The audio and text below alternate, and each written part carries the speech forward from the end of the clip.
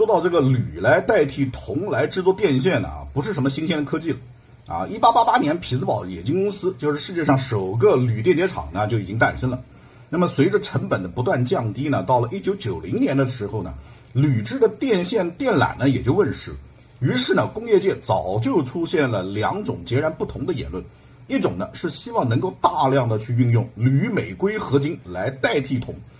原因呢，第一是轻，第二是便宜，而且电解铝呢，我们国家不要太多，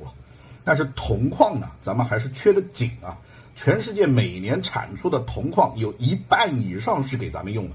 所以这个铜价呢是一直居高不下，而且最近铜价呢还在明显的上涨，所以呢已经有不少企业开始用这个铝合金材料来代替铜来制作电线电缆了。在空调、冰箱这些家电产业里面呢，本身就竞争激烈，利润呢就已经很低了。铜价再上涨呢，是不少的企业真的是已经把裤腰带都已经勒到脖子上面了。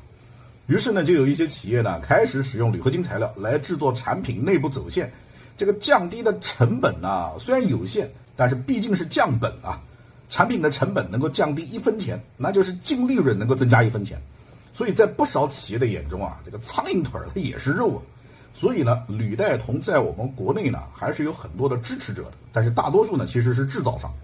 而另一种言论呢，也不算是截然相反吧。就比如最近格力电器召开的股东大会上面，董明珠呢公开的表示格力呢已经知道部分空调企业呢已经开始使用铝代铜了，但是由于铝的耐久性和稳定性现在呢不敢保证，所以在没有100%的把握之前，格力是绝对不会使用铝代铜的。同时，董明珠表示呢，在格力的企业文化里边，质量永远是第一考量目标，而不是成本。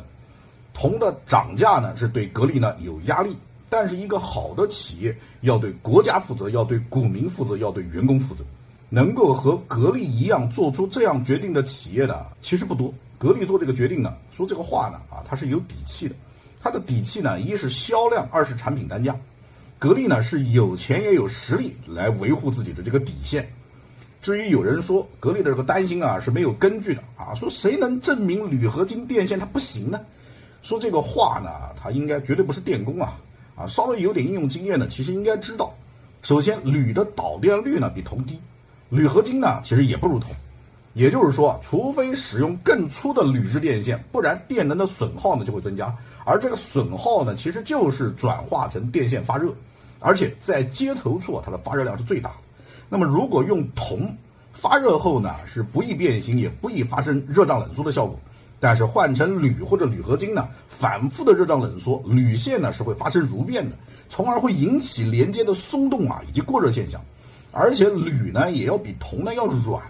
铝线的切口和伤口就比如重压变形的这个位置是容易引发过热现象的。这些呢都是实际应用过程当中切切实实发生的这个现象。所以呢，应用铝合金电线电缆的呢，应该是能够保证工况，或者是能够实行定期维护保养的。在这种情况下呢，铝代铜呢，我完全支持。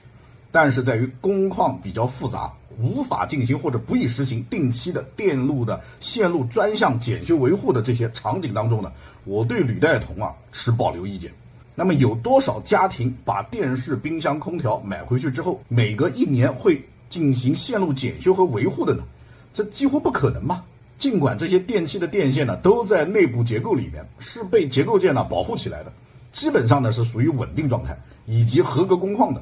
但是格力的担心呢还是有道理的。如果电线暴露在外，电线外的保护膜意外的破裂，如果是铜线呢，那问题不大。但如果是铝线呢，这个隐患呢是真实存在的。所以格力做这个决定呢，我是很支持的。但是近些年电动汽车的成长已经从野蛮生长呢，到了也要拼个你死我活的时候了。于是有些企业呢也想起来了欧洲和日本曾经搞的车用的铝制电池电缆，甚至呢现在有的企业已经开始在用了。哪家企业呢我就不说了有兴趣的朋友可以去自己查一查。这个车用铝制电线电缆，日本人搞的目标呢就是把车重减轻20公斤，那个呢是放在油动车上面的目标。那个时候的日本人呢，他最想搞的就是更轻更省油。而铝制电线电缆如果放在电车上面呢，能减轻的重量呢就更多了。只是由于电车电池本身就很重，所以这个铝带铜给电车的减重的比例呢，其实也不是很大。实际上降低了这个成本啊，它对于车价来说呢也不算多，只是这个汽车和电器的工况它应该不同啊。汽车天天在外面跑啊，风吹日晒雨淋啊，夏天的地表温度50度啊，冬天有的地方零下10几度啊。铝制电线电缆的安全性在使用的前几年呢，它问题不大。车龄越大呢，其实风险是会上升不少的。尽管现在的车辆呢都有车载电脑啊，都有安全设置，会在电流过载时呢立即断电，但是真的能保证100%没有风险吗？所以对此呢，我持保留意见了。汽车的价格呢，动辄都是10万级别的。那么我站在自己是消费者的这个角度，如果企业告诉我啊，说这个 A 车比 B 车的价格要贵5000，就是车价的5%，是因为 A 车的电线啊都是铜制的，那么我想呢，我会接受这个贵出来的5000块。那么朋友们啊，我绝对不是打广告啊。那如果现在告诉你格力空调比其他的空调要贵300块，原因是它的电线呢是全铜的，那么你会接受吗？